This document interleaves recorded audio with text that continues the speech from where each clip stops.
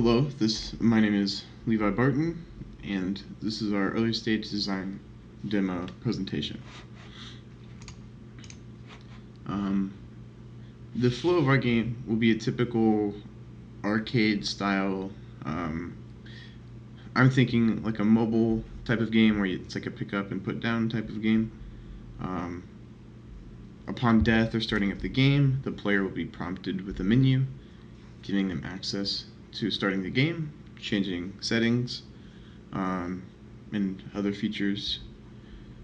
After starting the game, while you're playing, the player will play the game until they die or until they wish to stop playing, which they could do at any time in the game by pressing the pause button. The goal of our game, we're stuck a little between two different goals. We haven't progressed towards either one quite yet. Working on making the mechanics of the game work better. So one option is an endless mode, where the goal is to destroy as many enemies as possible, survive as long as you can, get the highest score. The score will be calculated by the enemies destroyed and the time survived. The longer you play, the harder it will get, and the game will be over when you die or run out of lives or whatever. In the level mode,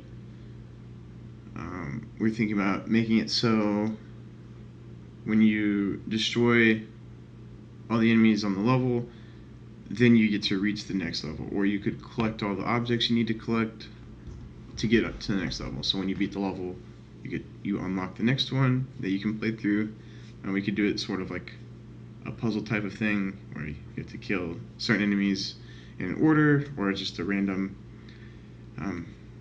kill them all type of thing. You will get a similar a type of score for both of these games. You will have like a scoring system determined by different things. In the level mode, we'll have it so like you get a tiered score based off of how well you beat the level. Something like 1 star for beating the level, 2 stars for beating the level well, or 3 stars for beating it perfectly, like getting it through without dying or getting it done in a certain speed.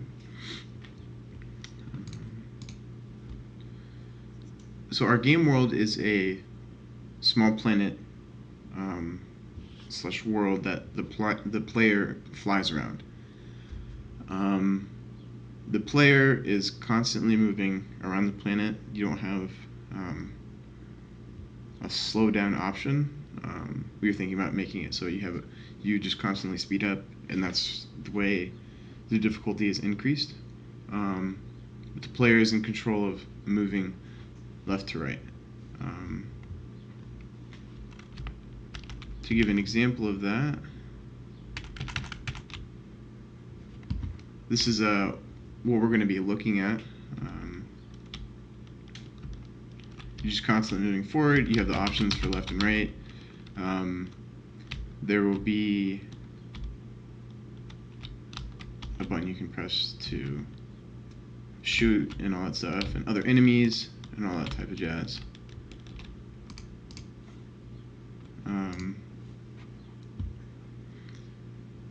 There will be trees, obviously, like you saw in Clowns, and then we'll have enemies that behave in certain ways, and collectibles that spawn, and all that can spawn in randomly as the player flies around the planet.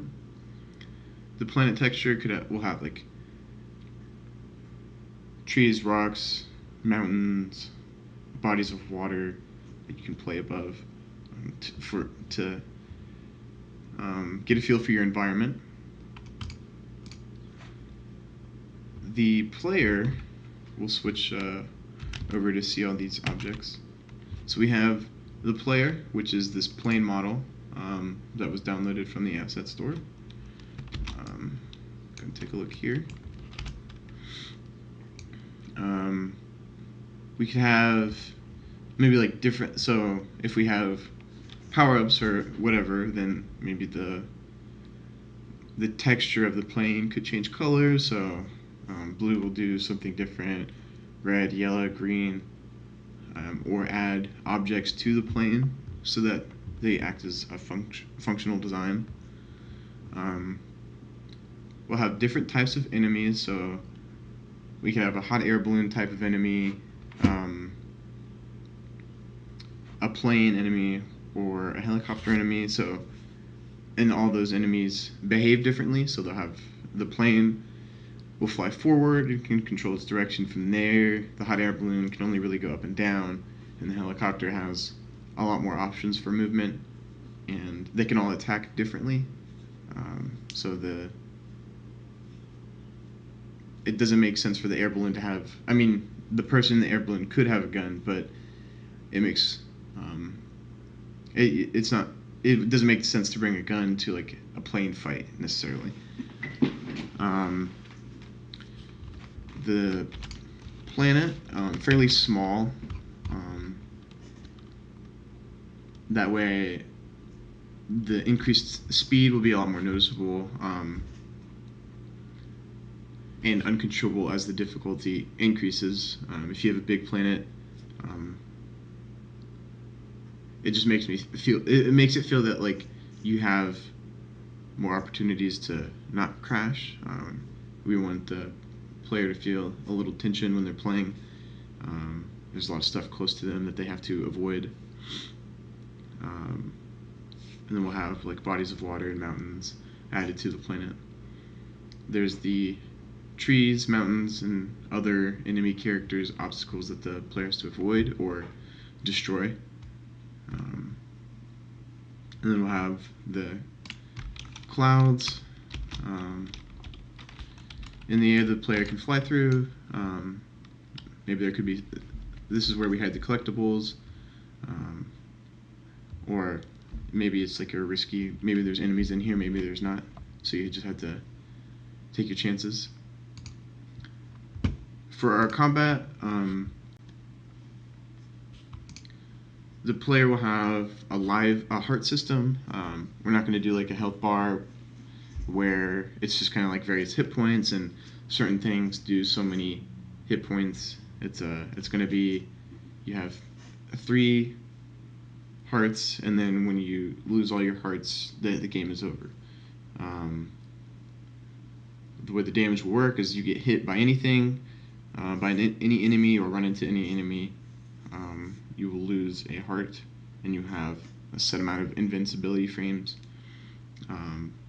We're thinking about having it so if you run into a plane or run into a mountain or a tree, perhaps you just automatically that's game over. So it doesn't make sense that you can come back from crashing into a mountain. The player will have onboard weaponry that they must combine with movement to destroy or avoid enemies and obstacles. The player can get upgrades so that maybe they can shoot faster. They have like they get missiles. They can get shields or magnets to collect collectibles a lot easier. And the enemies have different types of weaponry based off of their enemy type. Alright, that is our game design demo.